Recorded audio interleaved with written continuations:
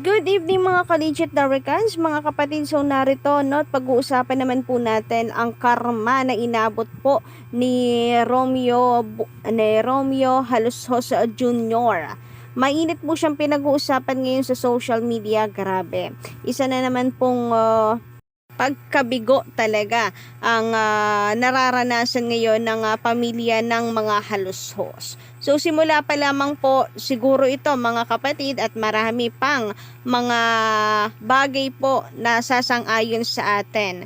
Claiming for that na sana ang sunod naman po na pagkabagsak ng mga Halushos ay tungkol po dito sa pinaglalaban ng TVJ. Pero ngayon, ito po ang mainit na pinag-uusapan. Grabe, hindi po pinanigan ng korte si Romeo Halushos Jr.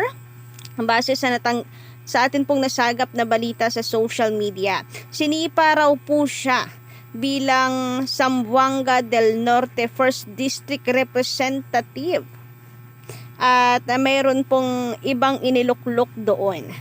Sabi nga dito, Tape Inc. Press and CEO Romeo Halushos Jr. sinipa na bilang 1st District Representative ng Zamboanga del Norte. Sabi ng mga netizen, ito na talaga po ang siyang malaking karma na inabot at nararanasan ngayon ng mga Halushos. Alam naman po natin kung ano ang pinagdadaanan at kinakaharap nila. Hindi pa nga po tapos itong sa Itbulaga issue. Until now nga talagang binabato pa rin po ng mga tao ang pamilya Halushos dahil nga po sa title na Itbulaga na dapat ibigay na lamang sa TVJ dahil si Joey De Leo naman nga ang nakaisip po ng title na ito. Binabato pa nga po sila ngayon ng mga tao eto at natanggal pa siya sa pwesto. Ang say ng mga netizen, hanggang sa pwesto daw ba naman ay hindi pa rin legit.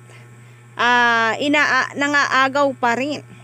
Fake pa din. Yan po ang komento ng mga ilang netizens, no? At kung mapapansin nyo nga po, dahil sa nangyayari, alam naman po natin ang issue sa Itbulaga at TVJ, sa Tape Inc. ay parang karma nang maituturing ito sa kanila dahil hindi nila pinapakinggan ang majority po na sigaw ng mga tao. So iba po talaga mga kapatid kapag kayong nasa itaas na po ang kumikilo. Siguro sa dami pong nagdadasal ay isa po ito sa pamamaraan ng nasa itaas para iganti po ang TVJ. Sabi nga po dito ni Lips Fernandez, shoutout po sa inyo sa ating mga masusugid na commenter and subscriber po dyan. Sabi niya mabuti nga. So tuwan-tuwa. Pero bakit may karaying emoji? Parang di naman kayo natutuwa. But anyway, yun po talaga ang reaksyon ng marami na masaya at sinasabi na mabuti nga sa kanila. Ganito daw po ang napapala ng masyadong mapaglamang. Sabi pa dito ni Kid Bindango, shoutout po sa inyo. Diyan mo makikita ang tunay na pagkatao ng mga Halushos. 1st District pa rin, si Junior Romeo Halushos. Barangay Tanod nga lang. Grabe nga naman po yun. Laki naman po ng ibinagsak.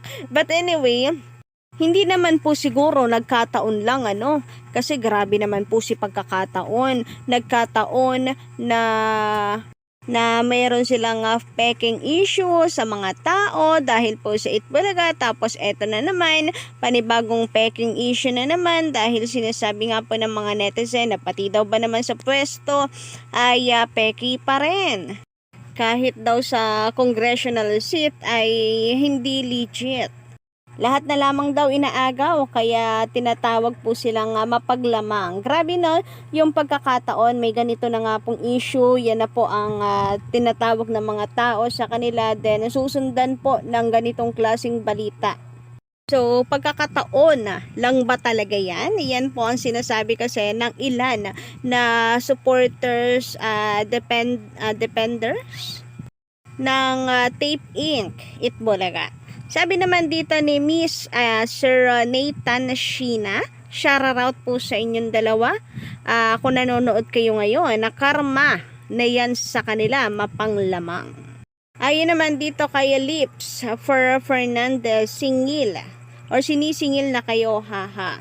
Ayon naman kay Roy Mi Sianomogol, yan po yung panaginip ni Chris Ulo na mamalasin ang mga halusos. Nagkakatotoo na. So ayun nga, no, nagkakatotoo yung mga sinasabi ng mga tao hinggil sa kanila.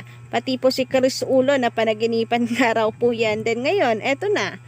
Minamalas na nga po, sunod-sunod pa. May issue pa kanina sa kanilang live na kung saan ay mayroon po nagsigaw ng legit, no? Legit na breakers po siguro yung sasabihin, pero napigilan. Sayang naman.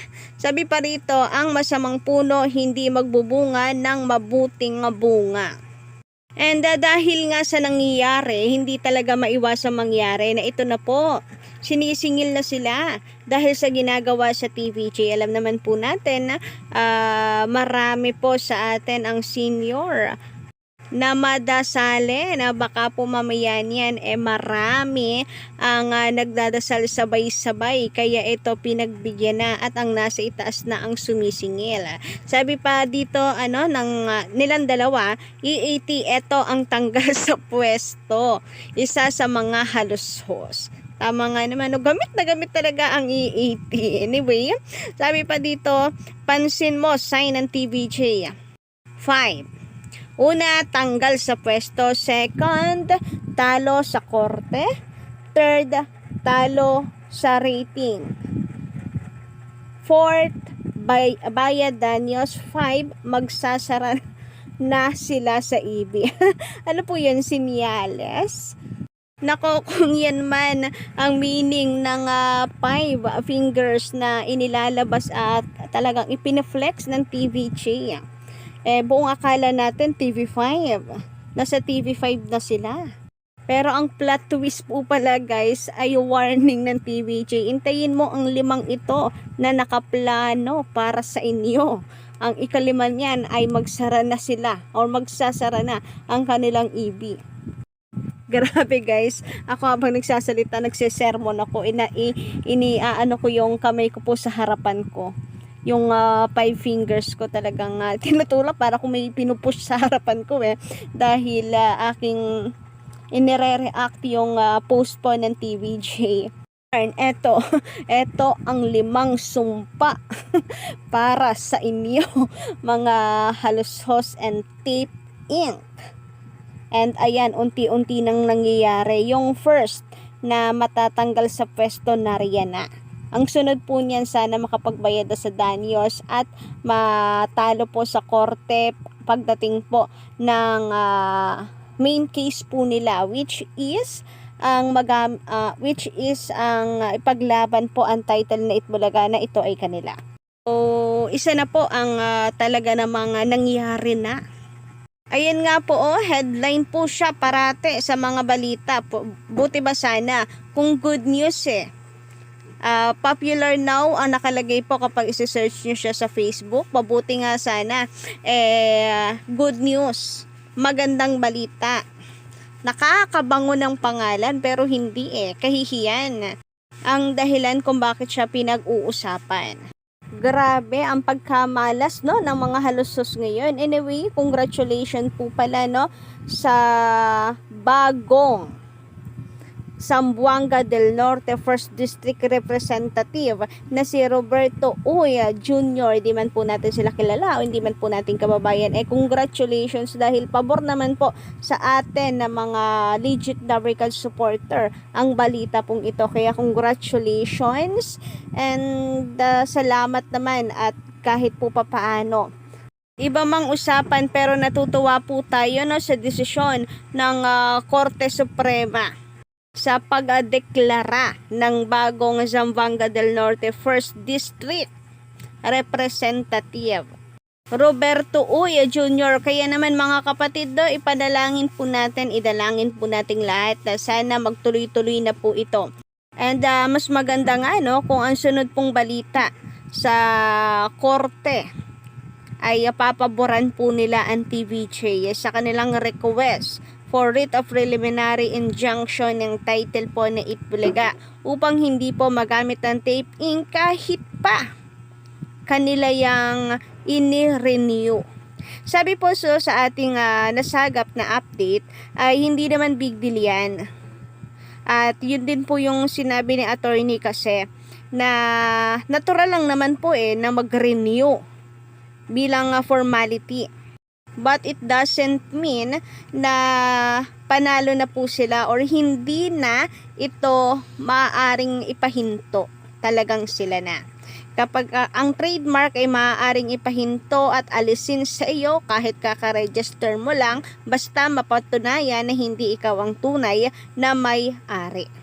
Kaya mas maganda guys na ang sunod pong balita talaga ay panalo ang TVJ sa request po nilang ito. Marami na rin po kasi talaga ang siyang